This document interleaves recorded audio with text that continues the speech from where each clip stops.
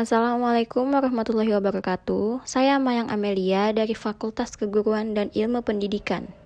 Di sini kita akan belajar pada modul pertama, yaitu tentang teori belajar pada pembelajaran matematika pada kegiatan belajar 1. Yang A, hakikat anak didik pada pembelajaran matematika di SD. Yang pertama yaitu anak pada pembelajaran di SD. Adanya perbedaan karakteristik khususnya antara hakikat anak dan hakikat matematika. Matematika sendiri adalah ilmu deduktif, aksiomatik, formal, hierarkis, abstrak, bahasa simbol yang padat, anti, dan semacamnya. Maka diperlukan kemampuan khusus seorang dari guru untuk menjembatani antara dunia anak yang belum berpikir secara deduktif. Yang kedua, anak sebagai individu yang berkembang. Perkembangan anak itu berbeda dengan orang dewasa. Tampak jelas pada bentuk fisiknya maupun dalam cara berpikir, bertindak, bertanggung jawab, kebiasaan kerja, dan sebagainya. Menurut penelitian yaitu Jane Piaget, anak tidak bertindak dan berpikir sama seperti orang dewasa. Maka tugas utama sekolah yaitu menolong anak untuk mengembangkan kemampuan intelektualnya. Yang ketiga yaitu kesiapan intelektual anak. Para ahli jiwa seperti Piaget, Brunner, Browner, dan Desnes percaya bahwa jika kita akan memberikan pelajaran tentang sesuatu kepada anak didik, maka kita harus memperhatikan tingkat perkembangan berpikir anak tersebut. Maka ada 4 tahap berpikir anak, yaitu yang pertama, tahap sensor motorik, itu tahap dari lahir sampai usia 2 tahun. Nah, yang kedua yaitu tahap operasional awal. Itu sekitar 2 tahun sampai dengan 7 tahun. Nah, yang ketiga, tahap operasi konkret, yaitu sekitar umur 7 sampai 11 tahun. Nah, yang terakhir, yaitu tahap operasional formal, itu 11 tahun ke atas. Selanjutnya, tahapan perkembangan intelektual atau berpikir siswa SD dalam pembelajaran matematika. Yang A yaitu kekekalan bilangan atau banyak. Jika anak telah memahami kekekalan bilangan, maka ia akan mengerti bahwa banyaknya benda-benda itu akan tetap walaupun letaknya berbeda-beda. Misalnya, mereka akan berpendapat bahwa banyaknya pensil yang disimpan secara berdekatan dengan yang lebih renggang dan dijajarkan sama.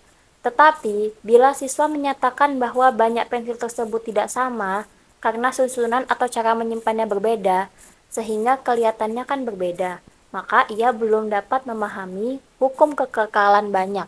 Yang kedua yaitu kekekalan materi atau zat. Anak belum memahami hukum kekekalan materi atau zat akan berpendapat bahwa banyaknya air pada kedua gelas di sebelah kanan adalah berbeda banyaknya walaupun ditumpahkan dari 2 gelas yang isinya sama. Yang ketiga adalah kekekalan panjang. Anak yang belum memahami kekekalan panjang akan mengatakan bahwa 2 utas tali yang tadinya sama panjang menjadi tidak sama panjang apabila yang satu dikerutkan dan yang satunya lagi tidak. Nah, yang keempat yaitu kekekalan luas. Anak yang belum memahami kekekalan luas cenderung untuk berpendapat bahwa luas daerah yang ditutupi oleh benda-benda di sebelah kanan lebih luas, padahal keduanya sama luas, hanya cara menyimpannya saja yang berbeda sehingga kelihatannya berbeda. Selanjutnya yaitu kekekalan berat. Anak yang sudah memahami hukum kekekalan berat, ia mengerti bahwa benda itu tetap walaupun bentuknya, tempatnya, atau alat menimbangnya itu berbeda-beda. Lalu selanjutnya kekekalan isi.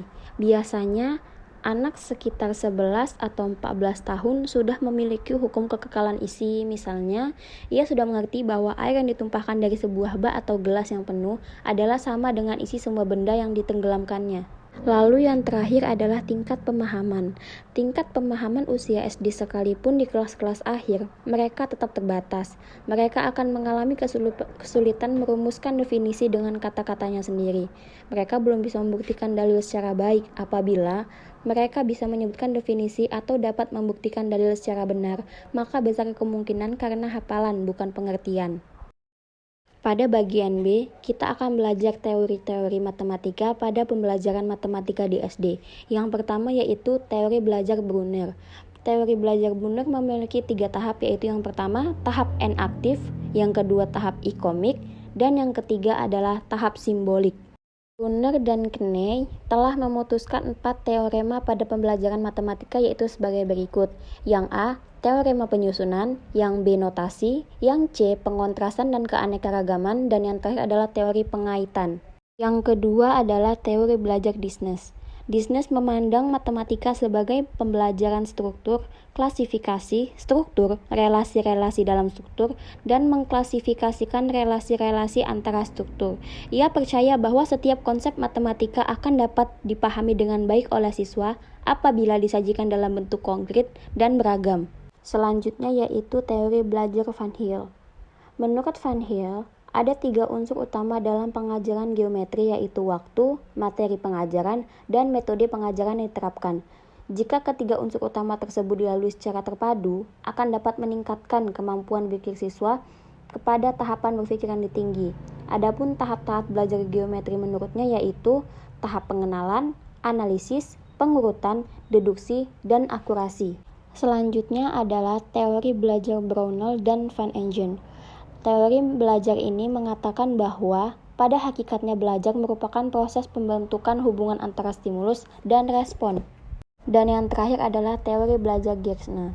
Menurut Gersner, bahwa belajar matematika ada 2 objek. Yang pertama, objek langsung belajar matematika, yaitu meliputi fakta, operasi, konsep, dan prinsip. Yang kedua yaitu objek tidak langsung belajar matematika, yakni mencakup kemampuan menyelidiki, memecahkan masalah, disiplin diri, sikap positif, dan tahu bagaimana semestinya belajar. Nah, itu tadi adalah hierarki perencanaan, penyusunan, dan pelaksanaan pembelajaran matematika yang efektif di SD dan sesuai dengan hierarki belajar matematika di SD. Perlu mempertimbangkan materi matematika, tujuan belajar matematika, sumber belajar, strategi prasmen, strategi belajar mengajar, dan strategi post-statement. Sekian dari saya, Mayang Amelia. Terima kasih. Assalamualaikum warahmatullahi wabarakatuh.